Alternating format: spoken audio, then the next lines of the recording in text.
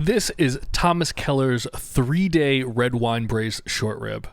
So as I said, this is a 3-day process. This is day 1. You need to start off with some just good quality short ribs.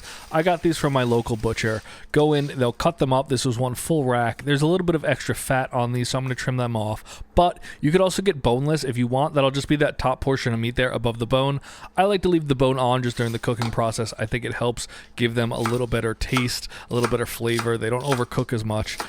Might be totally just wrong on that, but that's what I personally feel like they do. But we're going to chop up some carrots, celery, some onion, your basic mirepoix, and we're basically going to do a very similar process to what we did making the demi-glace, but we're going to braise them in this liquid. The only difference is we are going to marinate these. That is step 1. That is the first day. That's why this takes about 3 days. You could knock this all out in 1 day if you really wanted to, but I'm just following his recipe, Thomas Keller that is.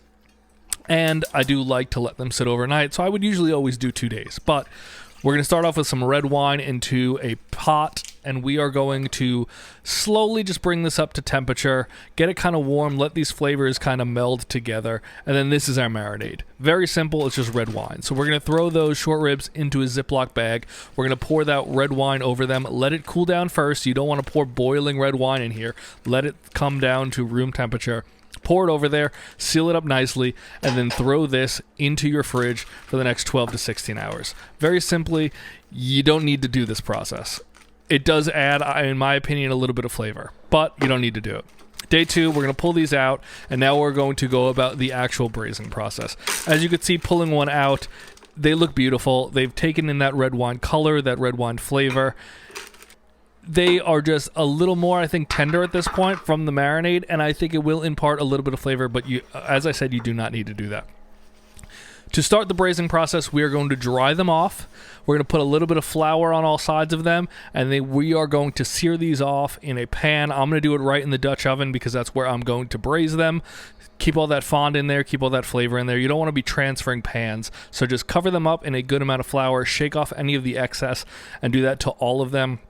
This is what they should kind of look like. Get off any bits that are just clumpy, and then you are good to go on those. We're going to add a little bit of a neutral oil in here. You don't want to use something like olive oil because if it gets too hot, it'll get a bitter taste.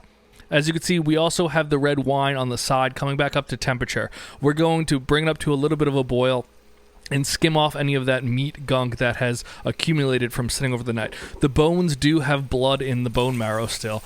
That's a little different than your normal standard steaks, so you do need to look out for that, and it does come out in the red wine. So as you can see here, I'm just kind of skimming off that scuzz and grossness that comes up to the top. But this is what you're looking for, some beautifully kind of seared meats. As you can see, a little bit of blood coming out of that bone marrow. Totally normal. It's just part of the bone process. These were cut open fresh for me, so they weren't really sitting open. That's why that happens. Brown all these sides, and you are very good to go on your short rib process. This is that wine. I poured it through just a strainer and got a little more out of it, and the vegetables are on the side also. I'm just using it now to deglaze the pan here, get up those beautiful little bits of meat, and I think you will really find that this really helps your flavors. If you do this in a separate pan and transfer it over, you're going to lose a lot of those. So just throw those short ribs now in. I like to start them bone side down. I believe that just helps with the cooking process. If the bottom gets a little too hot in the very beginning stages, the bone protects it. This is some of that wonderful beef stock I made from the demi-glaze video. So if you want to go check out how to make that, go check out that video. And then we're going to add a little bit of a light chicken stock. These 3 different ingredients together will help beautifully develop these flavors. I also rinsed the vegetables off because they had a little bit of that red wine scuzz on them. Once I rinsed those off, I threw those back in, and now you're ready to cook these. If you want to put a lid on it, that's totally fine. I'm going to throw in a little bit of that frozen demi-glace I also have. Really going to develop beautiful flavors. But we're also going to add a cartouche to the top of this. It is just a faux lid made out of parchment paper. It allows evaporation to happen while also keeping your meat kind of protected from the elements on the top. As that water level drops, they won't burn. There will be a nice little moisture barrier for them, which is exactly what you're looking for. And now we're going to throw these into an oven at 275 degrees Fahrenheit for right around 3 to 3.5 hours, or until they are fork tender. Here we are, about an hour and a half in. I'm checking them, I'm moving them around. The water level has dropped a little bit, so I do want to make sure that the meat are still getting a good amount of braising. You don't want too much sticking out. Throw those back in, and now here we are at the 3.5 hour mark. I'm going to check them with my fork. They are perfect, very little resistance, and that is exactly what you're looking for. These are beautifully braised at this point.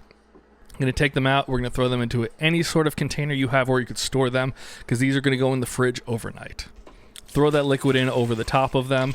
That's all you need to do. And then let this come down to room temperature. You don't want to throw something super hot into your fridge and raise the temperature of your fridge. Cover them and put those into the fridge. And here we are the next day. As you can see, it's solidified quite nicely, like most things with a good amount of animal gelatin in them do. We're going to come in first, and we're going to pull out these short ribs. I tried to use a spatula to get them out, but they were really in there from the gelatin. So just go in there with your hands, grab them, pull them out, scrape off any bits of that beautiful sauce that you're going to remake here, back into the pot, and then we're just going to separate these ribs, and we're going to throw this sauce back into my Dutch oven, and we're going to bring this up to temperature. This is going to be the basis of how we glaze them, but we won't need all of that sauce. First, though, I'm going to separate out the vegetables. We no longer need these, and I'm just going to reduce the sauce a little bit. I'm going to bring it up to a boil. I'm going to strain it, get any of that scuzz out. As you can see, there's a lot of it. You can leave it in if you want. It'll make your sauce just a little gritty, but you do want to try to get out all of that stuff. And now we're going to make the actual final product. We're going to take some of that sauce that we just had. As you can see, there's some little micro bits in there. That's totally fine. We're going to throw it into a pan of your choice, add a little bit more of that chicken stock so as this evaporates, it doesn't get too thick. And then throw your short ribs in. And we're going to reheat these, glaze them in the sauce. As it thickens, it will become a beautiful kind of syrupy type glaze, and then you're done. This is day 3. Letting the short ribs sit over the night really develops their flavors beautifully. You don't need to do that process. Just kind of baste them here as you want. This will help melt off some of the fat and other stuff that has stuck to them. Obviously, I'm going to use a little more demi-glaze because I have it, and it's going to make the sauce beautiful. This is also the time to season your sauce. Taste it. See if it's good. It will inherently be somewhat salty, but you will likely try to add more salt. As you can see now, the sauce is becoming beautifully syrupy and delicious. It's darkening. It's intensifying its flavors. Keep basting. You can see them start to jiggle real nicely now, those short ribs. That means they're getting real close to being fully cooked through again. And now we're going to add 3 tablespoons of butter. Adding the butter here just really intensifies the sauce. It adds some beautiful notes to it. It adds a beautiful creaminess to it. This is everything you want in a red wine kind of sauce. But just mix that together, keep basting them, and that's it. Once they're heated, throw them over whatever you like. I'm going to use a mashed potato, but a polenta is great.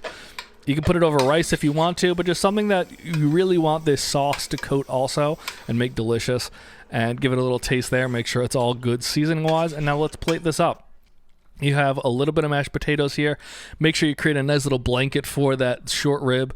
You do want that sauce to kind of coat it all beautifully. Throw it on. Make sure you just coat it now with a little extra sauce.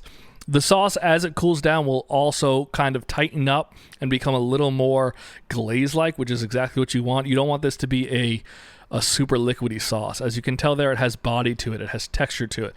It is demi-glace-like, which is perfect. I like to add a little bit of just chopped chives at this point, and you're done. That is a beautiful 3-day braised red wine short rib, and these are to die for.